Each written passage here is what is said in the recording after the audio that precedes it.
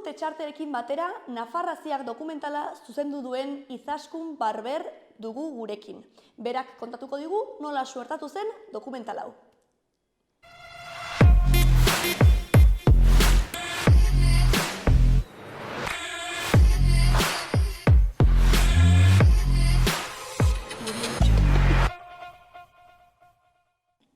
Ongi torri, Izaskun. Eskerrik asko. Zer moduz? Ongi. Ongi, lasai? Bai, orain bai. Bai. Eta pixka bat aurkeztu zaitez, nor zarazu edo nola kokatzen zarazu zu artearen munduan edo? Ni naiz Izaskun, Zaku bezala ezagutzen dute leku askotan. Zaku bezala? Bai.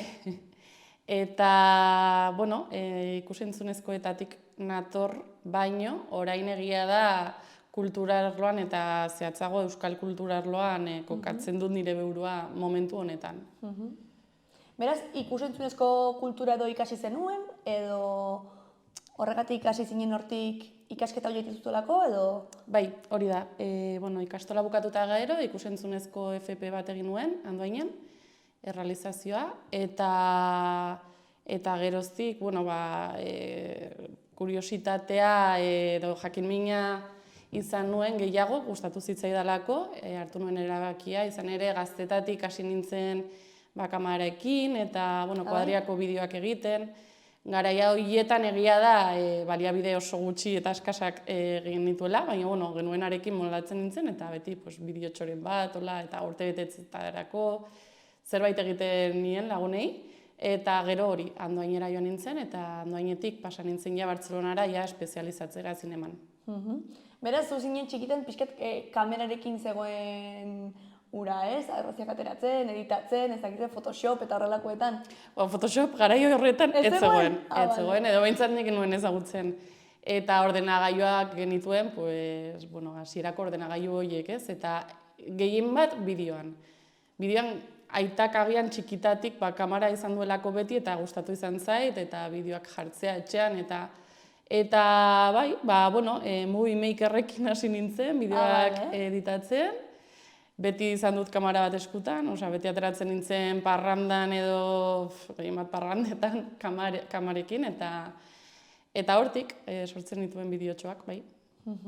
Beraz, txikitatik jazen nuen horrelako grina edo hori nahi zelua ikasi edo, ez? Bai, nahiz eta konstientekien nuela ez duen egiten, gustatzen zitzaidalako sortzen nuen. Gero, ohartu nintzen ikasketekin hasi nintzenean zerbait zehatzagoa zegoelako, ze nik ikastolan nengonean ez nekien ikusentzunezko zerbait zegoenik ikasteko. Jakintasuna, ez? Karo, eta garaia horietan ez zegoen bat ere garatua, beti zegoen zuzenbidea, ekonomia, edo oso zehatzak ziren arloak, ez, eta gainera Iruñan. Baina, justo ikastolako batek esan zen ikusentzunezko zerbait bat zegoela Andoainen, zerbait entzuna zuela, eta orduan hasi nintzen pixkat begiratzen, gurasoekin eta azkenean hartu ginen hori zegoela, eta probatzea erabaki nuen. Eta etxean ere ongi hartu zuten bide hori hartzeko erabakia, ze batzutan igual ez dute hain ongi ikusten, ez, arlo horretan? Beldurrez, beldurrez. Egia da, nire aizpek jotzen zutela zerbait seguruago, bidea seguruago batetik ez, eta nirea oso berria zen, alde artistikoa betidanik ez da ongi ikusi, eta duela 15 urte, are gehiago ez.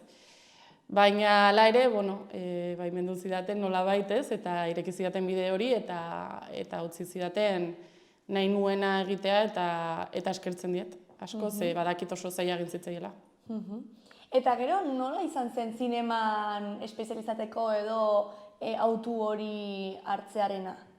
Andoainen hartu nintzen edizioa gustatzen zitzaidala asko, eta joan nintzen Bartzelonara ideia horrekin, zineman espezializatzeko, ze edo Madrilera zindoan zen edo bestela Bartzelonara.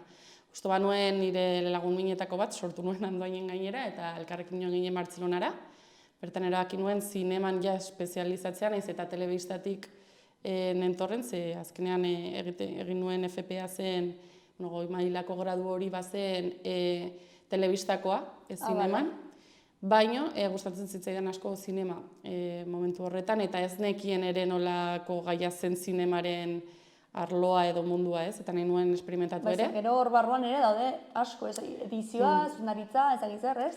Bai, Azkenean.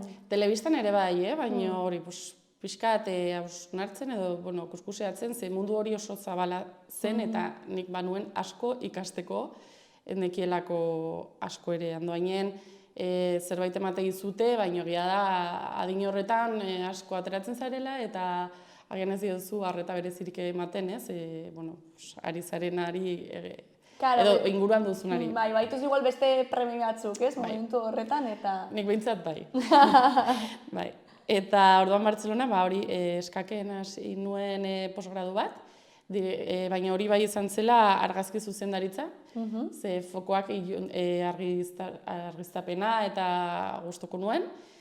Eta justu atera zuten garai horretan posgradu bat, baina aldi berean ere, nengoen beste eskola batean, edizioan espezializatzen. Bale, izan zenituen ikasketa ezberdinak, ez momentu horretan. Bai.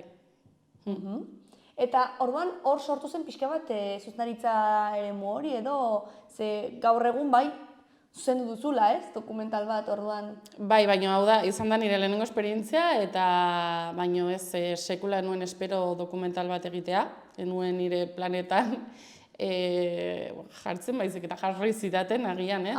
Hola mi puntan, eta nola nahiko, ezakit, naiz... Saltxera edo... Bai, txaparante edo, bai, erronkak gustatzen zaizkit, eta probatzea, eta bideragarria ikusten badut, saiatzen naiz. Gainera banuen esperientzia edizioan, eta, nire arlo profesionalean ikusentzunezkoetan banuen nola baiteko eskarmentua orduan, zerbait berria zen, egia da orain kulturan nagoela sartuta eta ikusentzunezkoak pixkat alde batera utziak nituela, baina beti egon dira hor, nola bait, eta nahi nuen berri izan da beste modu batez berrartzeko ikusentzunezko arlotxoa. Tresnak zenituen, naiz eta alde batera igual utzita, ez, zeneukan igual bidea beste arlo batetik igual hartuta momentu horretan, ez, baina izan zen, ze azkenean baita ere, ez dakit zuk nola definituko zenukeen dokumentala hau, baina baita ere da euskal kulturarekin, oinarri handia dauka, ez? Bai, kulturarekin erabat erlazionatuta dago, gainera hausnarketa bati gomidatzen diogu ikusleari. Ez da bakarrik folklorean oinarritzen den dokumental bat, baizik eta pixkat haien Argentinakoek duten ikuspuntua, bai Nafarroako kulturarekiko, baina baita ere nola ikus dezakezunzuk zure kultura propioan ez eta beste leku batetan edo leku horri ez dagokion kultura baten erantzule bezala, ez? Ordan pixkat gonbidatzen dugu edo hausnarketa poetiko bat egiten saiatzen gara dokumentalean zehar, eta uzten diegu ikusleari pixkat beak atera ezala ondorioa, ez? Bale, osak igual titulo bezala ez Nafarraziak, ez jartzen duzu horrazia, gero ja jendea hausnartu... Karo, aziak bi zentzu dituelako, nahiz eta gehiago izan, baina aziak dira, han hazi direlako pertsona bezala eta nafartasun horretan ere, ez?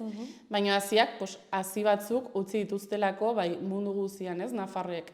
Orduan, denok dakigu diasporak eta bidaiatzeko behar hori edo bidaiatzeko etxetik alde egiteko behar hori existitu egin dela, horregatik aziak banatu dira munduan zehar, ez? Eta Nafarrak nola ez, baita ere, azitxo batzuk landatu dituztelako munduko herrialde ezberdinetan. Eta orduan, nola sortatu zen dokumentala? Esan zenuen, esan duzu, pixka bat jarri zizutela horrez, mai gainean, orduan nola izan zen prozesu guzti hori edo? Bai, hasieratik, ni hortzar euskal folklore taldekoa izan naiz betidanik, 16 urterekin sartu nintzen eta dantzaria izan naiz beti. Naiz eta gero Bartzelonara joan nintzenean eta utzi izan nuen, baina naiz eta aktiboki ez dantzatu, beti nola bait parte izan eta sentitu izan naiz. Eta orduan beti egin dizkiet ikusentzunezko proiektuak, bai ikuskizunen grabaketak, edo bideotxo motzak, edo promozioetarako bideotxoak eta hola, ni izan naiz. Azkenean ez zegoelako inor gehiago eta beti probatzeagatik eta nik egitearren pozik eta gainera hortzagarren dako, ez? Egiten dituelako, eta, bidaia hau suertatu zitzaien hortzagarren, eta proposatu zidaten dokumental bat egitea.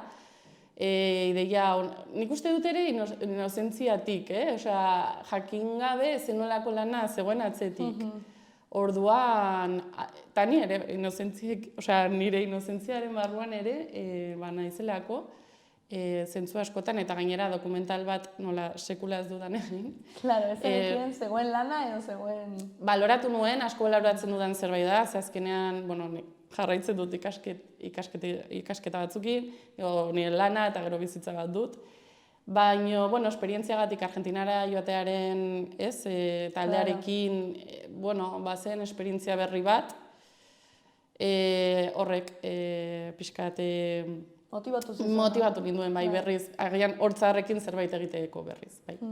Eta orduan, joan zineten talde guztia Argentinara, eta zein zen helburua edo, zer da horre suertatu zena edo zer da dokumentalean ikusiko genukeena? Bai, hor helburu ezberdin asko daude, nire adibidez dokumentala egitea zen, baina hortzar taldeak bazuen beste helburu importante bat eta bazen kultur trukaketa hori, ez? Bakoitzak eramaten zuen tailer bat, taldeka 40 pertsona joan ginen, eta 40 pertsona horiek taldetxo batzutan banatu ziren. Ni ez multimedia taldean nengoen, baina beste batzuk zeuden dantza taldean, instrumentu taldean, musika taldean, gastronomia taldea bazegoen ere, eta ideia zen hemendik zerbait sendo prestatzea eta bertan erakustea. Eta pixkat horretara. Eta baita ere ikuskizunak han ematera, baina baita ere haiekin ematera. Orduan pixkat... Haiek ere parte hartzen zuten ikuskizunetan. Bai, batzuetan bai. Bai, ze azkenean, haiek ere badituzte bere festak, bere jaiak eta kointziditzen zuen Nafarreguna han bizi izan genuela, eta bertan orduan egiten dutena da nafarretxe guztiak elkartu eta elkarrekin dantzatzen dute. Eta orduan guk parte hartu genuen ere. Eta ezagutu zenuten aspaldi ara joan ziren nafartarren batan, edo oia iziren ja urrengo beraunaldiak? Denetarik, bai, jende heldua gehien bat, horiek bai izan zirela agian hemendik ara joan zirenak, baina gehien bat belaunaldi berriak. Nire kasu pertsonalean bai ezagutu nuen nire arbaso bat. Aiba? Eta bai... Eta bazenekien hori? Bai, nahita naiz, eta bera oso urrun bizitzen zen han, beak kriston esfortzua egin zuen nire gana etortzeko, eta bai geratu ginen, eta ezagutu ginen, eta oso momentu berezia, eta polita izan zen aldi berean, bai. Ze guai, beraz, dokumentalaz aparte baita ere, esperientzia hori, eramaten duzu betiko, ez? Bai, hori da. Ze guai. Eta orduan, dokumentatu zenuten guzti hori, eta zenbat denboraz egon zinetenan guzti hori sortzeko? Argentinan diozu. Argentinan egon ginen 3 astez, gutxi gora bera.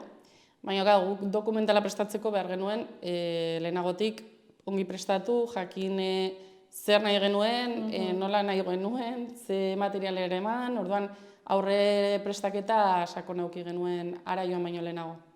Zenbat denbora honekin urteak imaginatzen dut? Urte bat, zehazki azaroan egingo dugu urte bat. Osa, egiten ari gara urte bat. Urte bat. Eta behin nola dago proiektua doze momentutan? Bai, orain oso momentu atseginean, distribuzio puntuan gaude. Espero genuena baino askoz ere gehiago zabaltzeko aukera izan ditugu. Izango ditugu, orain hasi garelako. Eta uste dut orain gozatzeko momentua dela. Ze, nahikoa lan egin dugu, ordu asko sartu ditugulako proiektu honetan. Eta orain hori, gozatzeko momentu horretan, esango nuke. Hemen gutxira, botako duzuen Laban uste dut, ez? Laban eta baita ere bagoaz Durangoko azokara, Axular elkartera, eta orain hasiko gara herrietan ere. Altsasun botako dugu, Iortia kulturetxean, eta hemendik aurrera, Urtarriletik aurrera, joango gara esaten, baina hau pixkat abenduari begira proiektzio hauek ditugu. gehi pare bat ditugula lotzeko, baina bai, eske oso pozik gaude, bai. Eta nola da jendearen harrera ikusten duenean dokumentala? Karo, guk egin ditugu berez 3 pase. Lehenengoa izan zen, hortzarkoi, egin geniela pixkat opari hori ez, gure momentu berezia bizi, baina gure artean. Nahi genuen gainera reproduzitu bizi izan genuen Argentinako momentu bat, eta Katakraken egin genuen, proiekzio berezia hori, eta oso polita, jendeak agian edetzuelako espero, gainera zeuden hemen justo Iruñan Argentinako 6 pertsona. Bai? Bai. Haiekin han elkartutako pertsonaiak etorri ziren? Batzuk bai, ze Nafarroko gobernuak egiten du udako eskola bat, eta orduan gonbidatzen die, 6 pertsonei edo, zozketa baten bitartez, hartze ditu 6 pertsona eta ekartze ditu ona, eta egiten die nola baiteko turra, ez, Nafarroatik. Orduan aprobetxatzen dute ja, justo ekainaren erdialdetik bukaera arte geratzen dira, baina aprobetxatzen dute ja San Ferminetarako geratzen. Orduan hartu genuen tartetxo hori, karo. Experiencia tope. Oso polita, bai, emozio asko, eta hori izan zen lehenengo pasea, eta oso txekoa izan zena, ez? Eta gero ja genuen golemetan. Eta golemetan egin genituen 2 pase, bat euskaraz eta beste bat gazteleraz. Eta hori ere oso berezia, ze lagun guztiak etorri ziren, familiak, eta, bueno, ezagutzen ez genuen, jende asko ere etorri zen. Eta, karo, euskarazkoan zoritxarrez ez genuen bete, nahiz eta oso beteta zegoen, baina gaztelerako pasean bai, kenduta lerro bat eta alboetako pare bat lerro. Horrek esan nahi du, 270 piko pertsona etorri zirela, zuk egin duzun zerbait ikustera. Orduan, nik uste dut hori bukatuta gero konsienteak izan ginela, eta pixka eta hausnarketa prozesu batean sartu ginela, esan ez, wow, ostras, zer pasada ez? Eta esango nuke, niri orokorrean, kritika onak, ideia aldetik eta agian produktua edo bideo dokumentalaren arira, ez? Osea, agian bai faltan bota izan dudala, teknikoki norbaitek esatea, hau, ez? Edo, azkenean nire inguruan ez dago ikusentzunezko munduan ibiltzen den jende asko, baditut oso gutxi, eta esan dizkidate gauza batzuk, eta nik konstientea naiz akatsak daudela, azkenean eraman genuen materiala oso murriztu izan zen, eskasa, gure arazo teknikoekin, ez gara sonidistak, sortatzen diren gauzatxoak ez, baina oso pozik, uste dut ideia transmititu nahi genuena ailegatu dela. Eta zergatik Argentina? Zergatik daude hainbeste igual nafarretxe edo zergatik dago hainbeste hemengo jendean edo zergatik aukeratu zenuen toki hori zenuten? Hortzarrek betidanik bidaiatu izan du, nik adibidez Hortzarren sartu nintzenetik joan naiz Hungriara, Venezuelara, egon gara, eta egon dira leku askotan, Boisen egon ziren ere, Tokion ezagite, Hortzar asko mugitu da munduan zehar, kultura transmisio hori egin nahian. Zergatik Nafarretxeak kasualitatez, Hortzarreko 3 parte hartu zutelako beste Nafarroko gobernuko ekimen batean, eta joan ziren Nafarretxetara, eta bururatu zitzaien ideia. Baina betidanik Euskal Etxeetan ibili izan gara, egia da niretzat lehenengo aldia zela Nafarretxe batean nengoela, ez nekielako ere horrela ideia propio bat, Euskal Etxeetan bai, baina ez Nafarretxetan, ez? Eta kasualitatez dena, hola pixka nahiko naturalki atera den zerbait izan da. Eta nola, azkenean komentatu zu baita ere, kultura beste edo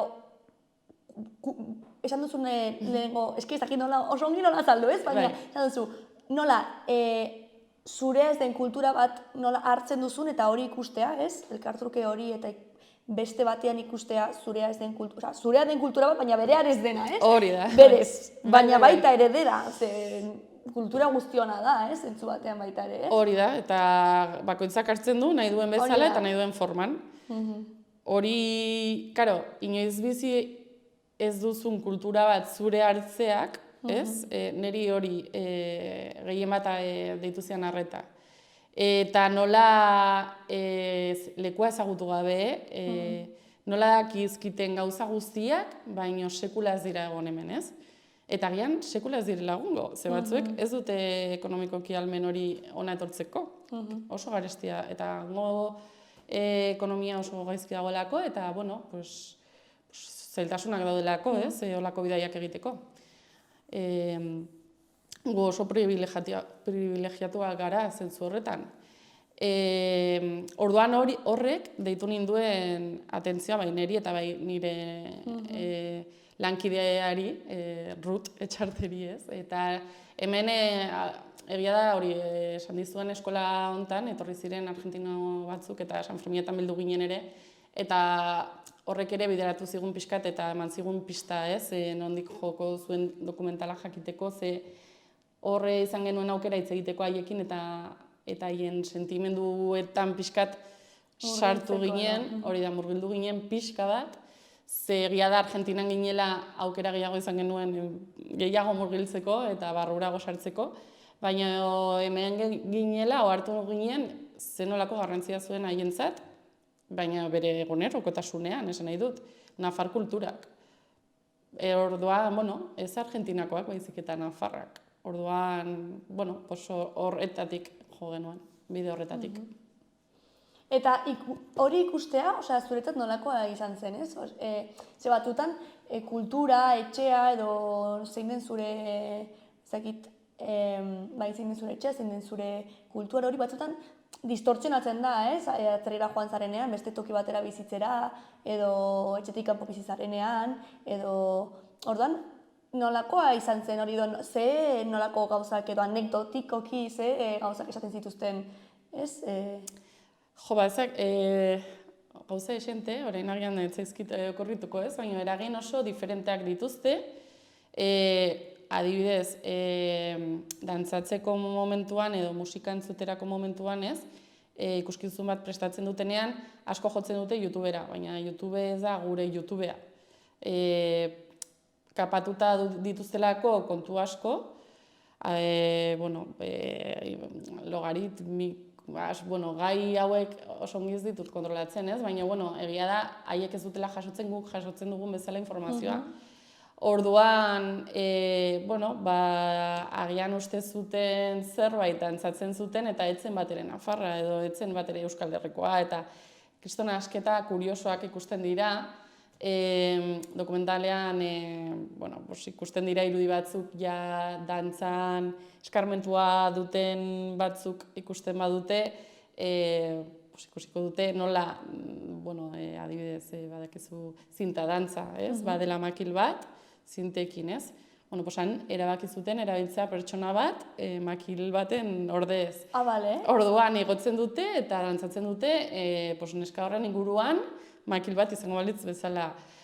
Distortzionatzen dute haien modura, beraiek erabakitzen dutelako, edo ikusi dutelako beste modu batera ezakit du. Ideia da berez, Hortzadarreko bideoak jarraitzen dituztela, baina azkenean guri zuzenean, guri edo Hortzadarreko arduradunei eskatzen diete, ze azkenean ez zaila ailegatzen. Orduan, ez zaila ailegatzen, beste nonbaitetik bilatzen dute, eta orduan pixkatola, ez? Eta improvisatzen dute asko eta sormenari asko ematen diote. Eta gero, musikan asketa asko, San Ferminetako ohitura asko mantentzen dituzte, peinak mantentzen dituzte. Bai? Nafarretxe bakoitzean badituzte bere peinak. Bakoitzak bere esanaia du, txikien peina osasuna da, ez dakit emakumezkoen peina ere bada oberena edo la única, denak presenta daude modu oso ezberdinean, egia da haien kulturaren eraginpean daudela, batzuk asko, baino gurea mantenduz, ez? Orduan, hor, kristona asketa sortzen da, kuriosoa dena, baino haientzat oso importantea dena. Claro. interesgarria, ikusiko dugu, ikusikoak ikusi halko du, hurrengoetan, ze badituzue nahiko toki. Hori da. Eta honetaz aparte baita ere zu, ari zara gauza askotan ere atope, ez zaude laban murgilduta, karrikiri elkartean ere. Bueno, karrikiri da nire lanbidea, nire jate. Baita ere kulturarekin erlazionatua, ez? Bai, saiatzen gara euskara pixkate, zaintzen, ez? Eta ekimen ezberdinak zabaltzen, leku ezberdinetara llegatzeko, eta bai, adibidez, merkataritza liburuska, horrekin nahi dugu jendeak euskaraz eros dezan, ez? Jakitean non dauden euskara zerbitzuak, edo orain egin duguna ipuingarria, txikiei beste ipuinak kontatzeko modu ezberdinak bilatzea, ipuinak literatura zenolako garrantzia duen, gure kulturan zenbat dagoen, euskara zenbat ipuin kontalari dauden, Euskal Herrian zehar. Beste ikuspuntu asko saiatzen gara euskara zabaltzen, ez? Modu hau batera esan da. Eta gero laban ere ibilitakoa naiz, orain gutxi, orain dokumentalarekin nagoelako, eta hori da nire denbora librea hori bai dela, baina karrikirin lan egiten dut. Eta labako proiektua oso proiektu interesgarria da, baita ere euskaraz bizitzeko, euskal kultura zabaltzeko beste tresna bat, Iruñeko erdigunean, orain terraza dugula, kalera atera gara nolabait, ez? Eta oso proiektu polita eta interesgarria ere. Lan asko duena ere bai, baina hor dagoela. Beraz, azkenean, zu baduzu asko ere esateko kulturaren garrantziaz gizartean, ez? Azkenean, batzutan kultura edo artea, ez? Bigarren mailako zerbait bezala igual ikusi da edo ikusten da. Eta azkenean, badago garrantzi bat, ez? Edo egiten du funtzio nahiko potente bat gure gizartean, eta igual zara konstiente, ez? Zure kasuan, zergatik hartu zenuen hautua edo kulturaren alde lan egiteko, edo kulturaren barruan murgiltzeko hainbeste? Nire kasuan agian ikusentzunezkoetatik nentorren, eta Iruñan ez nuen aukerarik lan egiteko, bai agian, baina ez nik nahi nuen bezala, eta orduan beti kanpoan egon naiz ez, Gipuzkoan gehien bat. Eta naiz eta Iruñan bizi, orduan nik nahi nuena zen Iruñan bizi, agian ikusentzunezkoetan ez, baina zerbait horri lotuta zegoen zerbait nahi nuen, ez? Euskaraz, nahi nuen gainera, eta gainera ikasteko aukera ematen zidan zerbait, ez? Eta ze komunikazio gradua egiten ari naiz ere bitartean orduan zerbait bitartean, horren guztiaren aparte ikasten ari zara ere. Bai, horrela nago erotuta, baina bai, biskatu lagunkatzen dut.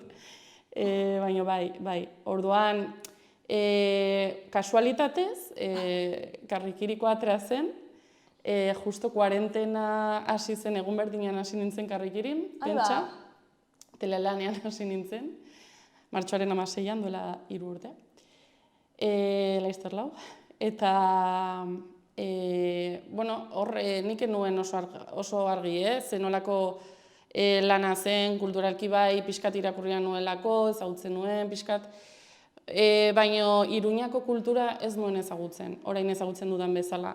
Eta horrek piztu zidan beste bonbilika bat, ez? Edo, bai, oso interesgarria iruditu zitzaidan, arlo hori, euskaraz lan egitea Iruñan askoz ere gehiago, eta murgildu nintzen horretan, eta ikasteko prozesu bat izan da, eta izaten ari da. Osea, nik ez dut asko ezagutzen oraindik, asko falta zait, jende oso interesgarria ezagutu dut bidean, eta agian horregatik ere laban sartu naiz. Eta niretzat bide berri bat bada erabat, ze beste mundu batetatik etortzen nintzen naiz eta oso lotutak dauden, bai artistikoki ez, edo kulturalki ere bai, baina niretzat oraindik berria den zerbait da.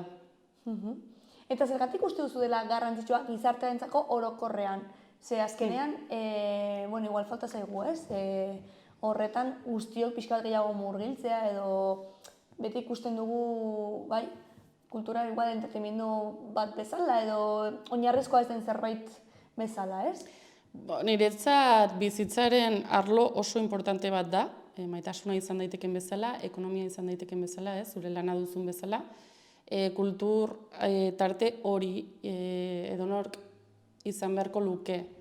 Egia da, jende askok ezin duela bideratu edo ezin du bere bizitzan nolabait izan, baina uste dut gure zoriontasunaren parte oso garrantzitsua dela kultura, jakitea edozein gauza egiten dugula kultura dela ere bai, gure bizitzako egunerokotasun batean mugitzen garen bitartean dena dago kulturari lotuta, orduan kontzienteak ez gara askotan, eta uste dut kontzientzia hori piztu beharko genukela, baina oso importantea da jakitea nola nahi dugun bizi kultura hori, ze modu asko daude bizitzeko, eta nire nahi zegokiena esateko hau horrela da eta horrela da. Ez dagoelako bide zehatzik edo modu zehatzik hau bizitzeko, bakoitzak nahi duen eremura eramaten duelako. Nik orain txertan erabaki dut euskal kulturan murgiltzea, baina kulturalki bai Nafarroan eta mundu mailan gai hau oso zabala da. Ez nuke sartu nahi horretan, ze iruditzen zait ikasteko asko dudala, nahiz eta saiatzen naizen horren inguruan asko hausnartzen eta irakurtzen, baina oso importantea da. Bizitzaren parterik parteetako importanteenetako bat da. Eta adibidez, orain aipatu duzu proiektu pila bat, gainera beste ikasketa batzuk, eta esan duzu oraintxe bertan momentu honetan euskal kulturan edo murgilduta zaudela bete-betean, hori dela zure lanbidea, eta mugitzen zaituena pixka bat. Baina, etorkizunera begira, non ikusten duzu zure burua? Bide honetan, edo aldatu nahiko zenuke, edo nor daki? Nor daki, hori da kontua. Nik nuen espero hemen bukatzea. Claro, askotan bizitza, eramaten dizu bide batzutatik. Bai, erakutsi dit, beste arlo badagoela komunikatiboki ere posiblea dela kultur arloan ibiltzea, orduan zergatik ez nahaztu biak ez. Zeinak daki, ni momentuz oso gustora nago hemen, nagoen momentu honetan. Momentuz horrela jarraitzeko asmoa dut. Ikasketak ere bukatu nahi ditut, laizter, espero, eta ikusiko dugu, baina momentuz goxo nago hemen. Momentu gozo batean zaude, disfrutatzen, beraz, disfrutatuko dugu momentu horretaz. Eta etorkizuna etorriko da eta ikusiko dugu, erratarren. Bai, ez ditut, nik bai ditut proiektuak egiteko beti, uste dut nahiko sortzailea dudala eta bai... Bonbilikak ez zudiozen moduan pizten dira noiz benka eta... Bakarrik gainera eta buruak nahi gabe lan egiten du, orduan beti dago proiekturen bat hortik, orduan uste dut gelditu gabe gongo naizela. Perfecto. Ja bukatzear gaude, eta azkeneko galderan ez dizut nik egingo dizu aurreko gonbidatuak. Mira. Eta hau da galdera. Wow. Bai, momentu gozo batean zaude, baina honek ja eman dizu buelta. Zein da zure ametxetako heriotza. Hau da galdera. Hau, nire ametxa ez da... Hiltzean. Exactamente. Baina, aukeratu beharko banu, izango zen, ohartu gabe, hiltzea, esan nahi dute goxo edo konturatu gabe, sufritu gabe, hiltzea. Bai. Bai, ez? Nor nahi du heriotza hor torturaren bidezko heriotza bat, ez? Bai, hori da. Bai. Primeran, orain da, zure txanda, izaskun, galdera egiteko horrengo gonbidatuari. Wow, zaila da, hau, Zaila da, bai, hau da, bai. Improvisaketa inbenduzu klariona eta ezabatzekoa.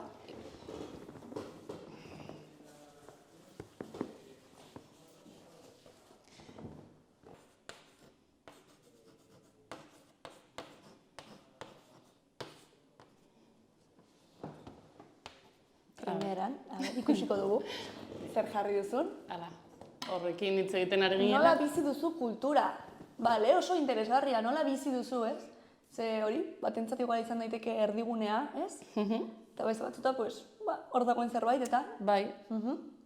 Primeran, Ba, mila esker ikaskut. Zuei, berriz? Badakit zerbait ekarri nahi zenuela, baina ahaztu egin zaizula, ez? Bai, izan da, bueno, Argentinara eraman dugun alpargata, zinta gorri eta urdinarekin, Argentinako koloreak eta hemengoak mantendu nahi genituen, eta simbolo bezala erabili dugu. Lotura horren simbolo moduan, ez? Hori da, dokumentalaren aria izan da, eta aztu dut, bai. Eta zer gertatzen, urrengoan etortzen zaren bisita eta ja izaten dugun hor platoan. Osoki, bale, Mila mila esker. Agur.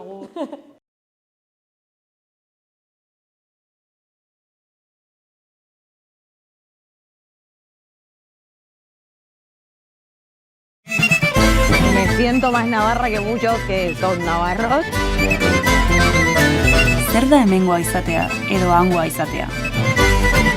Sustraiak partaide sentimendua, lotura, odola, lurra maitatzea, batzuetan lurra gabe.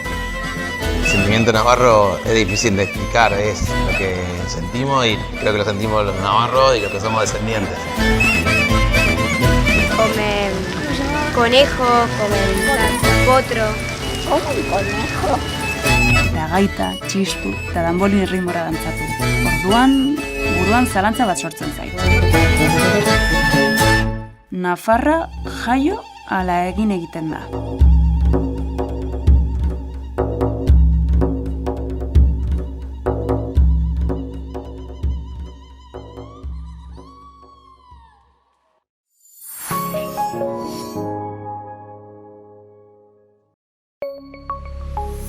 Gobierno de Navarra. Nafarroako gobernua.